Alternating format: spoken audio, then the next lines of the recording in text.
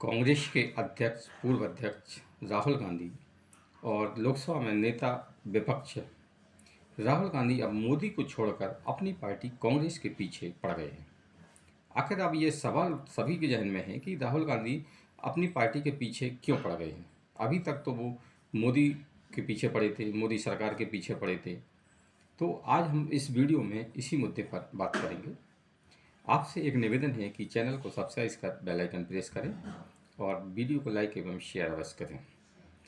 कांग्रेस के पूर्व अध्यक्ष और इस समय लोकसभा में नेता प्रतिपक्ष राहुल गांधी कब क्या कर रहे हैं ये तो वे खुद भी नहीं जानते हैं। राहुल गांधी की राजनीति को पास से देखने वाले लोगों को पता है कि राजनीति राहुल गांधी को नहीं आती है, यानी कि राजनीति की एबीसीडी राहुल गांधी को नहीं आती है।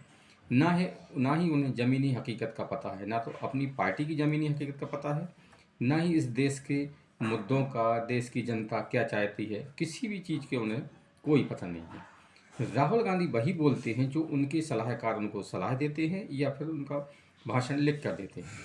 अब कांग्रेस के जो सलाहकार हैं, जो कि गांधी परिवार की वजह से आगे नहीं बढ़ पाए, यानी कि कोई प्रधानमंत्री पद का दावेदार था, कोई राष्ट्रपति पद का दावेदार था, कोई सीएम पद का दावेदार था, लेकिन गांधी परिवार के कारण वे लोग आगे नहीं बढ़ पाए। तो ऐसे नेता जो कि राहुल गांधी के सलाहकार बनकर बैठे हैं, वो राहुल गांधी को ऐसी ही सलाह देते हैं कि जिससे पार्टी का बेड़ा गर्क हो। अब राहुल गांधी ने गुजरात में कहा कि हमारी पार्टी में मतलब कुछ ऐसे नेता हैं कि जो है तो कांग्रेसी लेकिन भाजपा के लिए काम करते हैं। उनका पूरे जो बयान सुने उसका इशारा इसी तक भी था, यानी ना। और उन्होंने यहाँ तक कहा कि ये सब नेता चैन से बंधे हैं। तो अब राहुल गांधी से पूछा जाना चाहिए कि कौन से ऐसे नेता हैं कि जो कांग्रेस में रहकर भाजपा के लिए काम करते हैं और कि इनको चैन से किसने बांध रखा है।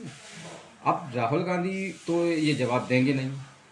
अब राहुल गांधी से एक बात और पूछे जाना चाहिए कि राहुल गांधी ये बात किस बेस पर कह रहे हैं, उनके पास आधार क्या है। कोई भाई पार्टी की ने कोई सर्वे कराया है या कोई इंटेलिजेंस की रिपोर्ट आई है पार्टी ने अपनी, है ना, या फिर पार्टी का इंटरनल सर्वे है। ये किस आधार पर राहुल गांधी कह रहे हैं कि पार्टी के बहुत सारे ऐसे नेता, 40 के करीब नेता बताए उन्होंने कि 40 नेता, अगर गुजरात में ऐसे 40 नेता अकेले गुजरात में हैं तो पूरे देश में कितने होंगे ये तो राहुल गांधी ही बता सकते हैं, या इसका अनुमान लगाना कठिन है। ठीक है, मान लिया कि राहुल गांधी सच बोल रहे हैं कि उनकी पार्टी में कुछ ऐसे नेता हैं कि जो कांग्रेस में रहकर भाजपा के लिए काम करते हैं।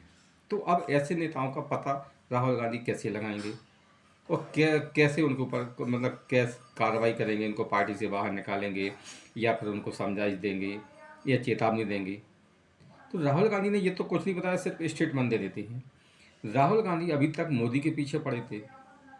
मोदी के पीछे ये पिछले 10-11 साल से पीछे हैं, जब से मोदी केंद्र की राजनीति में आए हैं। लेकिन राहुल गांधी मोदी का कुछ नहीं बिगाड़ पाए।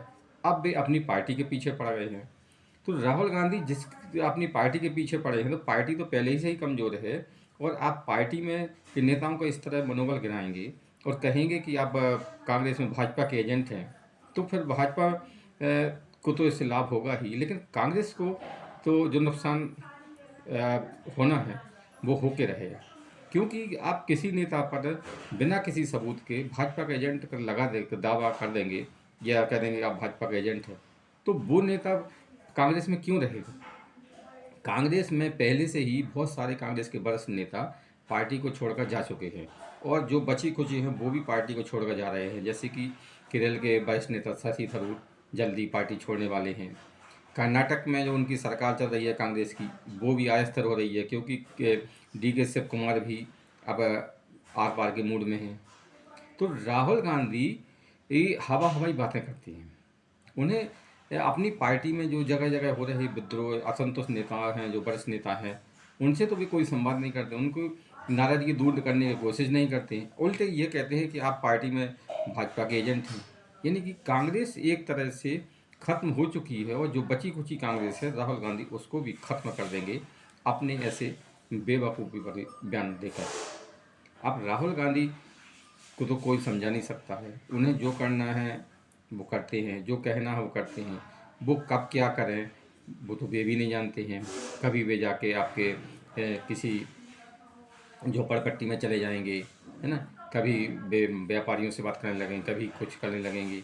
तो इससे पार्टी को फायदा क्या होता है? यानी कि इससे तो यही कहा जाएगा कि कांग्रेस के पास कोई रणनीति नहीं है और कांग्रेस एक सबसे दशा ही नहीं, एक इधर जा रहा है एक उधर जा रहा है, और इसी कारण कांग्रेस की बुरी हाल है।